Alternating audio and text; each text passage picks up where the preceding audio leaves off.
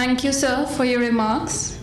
Ladies and gentlemen, next we have something very important for you. We would like to show you a documentary that has been specially prepared for the occasion by ISPR.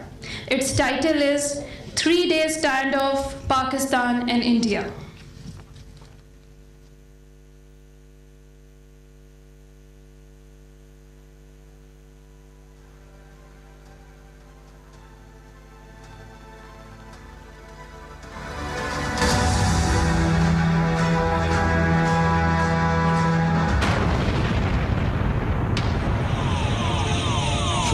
February 2019, a day when an incident at Pulwama triggered a sequence of events in the region. A young Kashmiri freedom fighter blew himself against a bus carrying Indian Central Reserve Police Force soldiers, killing over 40 of them. India immediately accused Pakistan for the incident, while the Prime Minister of Pakistan offered, अगर आपके पास कोई actionable intelligence है कि Pakistan involve है, वो हमें दे कि हम एक्शन लेंगे.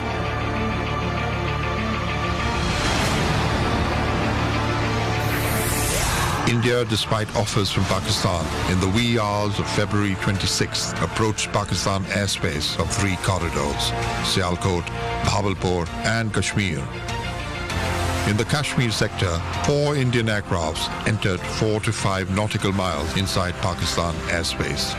However, upon effective challenging, aircrafts dropped their payload, which fell in free flight in the open area of the Jabba Forest Reserves. India initially claimed targeting of a Jaish madrasa and the killing of over 300 militants in the compound. It will be premature, to say that what is the number of casualties we have been able to inflict. India kept changing claims,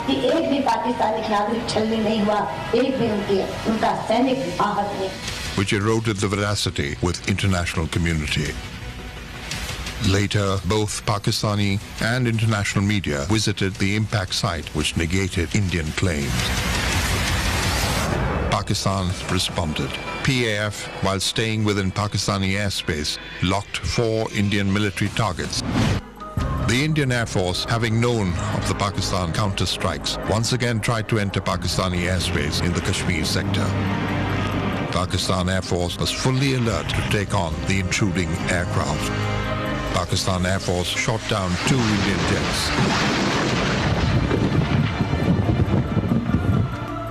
The wreckage of one fell just across the line of control inside Indian-occupied Jammu and Kashmir, and one aircraft, a MiG-21, fell inside Pakistan territory at Peer Gully.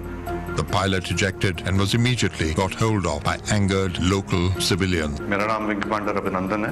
मैं भारतीय वायुसेना में एक लड़ाकू विमान चालक हूँ. मैं टारगेट ढूंढने की कोशिश कर रहा था. आपके एयरफोर्स ने मुझे गिराया. पाकिस्तानी आर्मी के 2 जवान आए एंड उन्होंने मुझे बचाया वहाँ से. पाकिस्तानी आर्मी जो है वो बहुत ही प्रोफेशनल सर्विस है.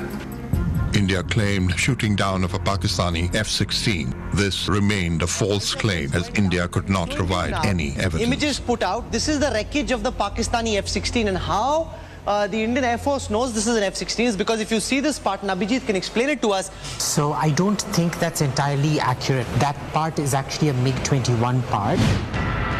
The night of the 27th and the 28th of February was very tense. There was a credible intelligence about Indian plan to launch conventional missile strike on Pakistan's military targets, taking a notch higher in the escalation ladder. Sensing Pakistan's credible retaliation, India backed out from the intended missile strikes, but undertook intense exchange of ground fire all along the line of control.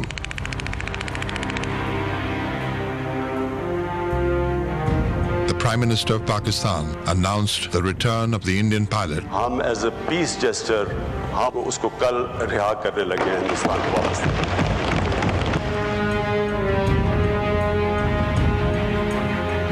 The gesture was hailed by the international community as a possible step towards de-escalation. However, Indian political leadership and media continued with their war hysteria. हमारे साथ मौजूद army के 5 general बताएंगे क्या है उनका war plan. Like you, I also want Pakistan punished. An Indian submarine was spotted by the Pakistan Navy. Pakistan Navy showed restraint despite having the capability to engage. The situation thereafter remained relatively calm without any official de-escalation. South Asia once again narrowly escaped a major catastrophe. Pakistan feels that the current regional stability matrix remains disturbed due to the presence of a belligerent regime which is hostage to the concept of Hindutva, Indian offensive orientation, which seriously impacts upon regional stability.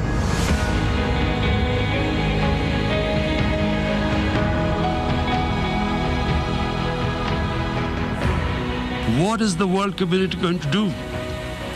Is it going to appease a market of 1.2 billion, or is it going to stand up for justice and humanity? If a conventional war starts, and anything could happen, but supposing a country 7 times smaller than its neighbor is faced with the choice, either you surrender or you fight for your freedom till death, what will we do? I ask myself this question. And my belief is, La ilaha illallah, there is no God but one. And we will fight. And when a nuclear armed country fights to the end, it will have consequences far beyond the borders.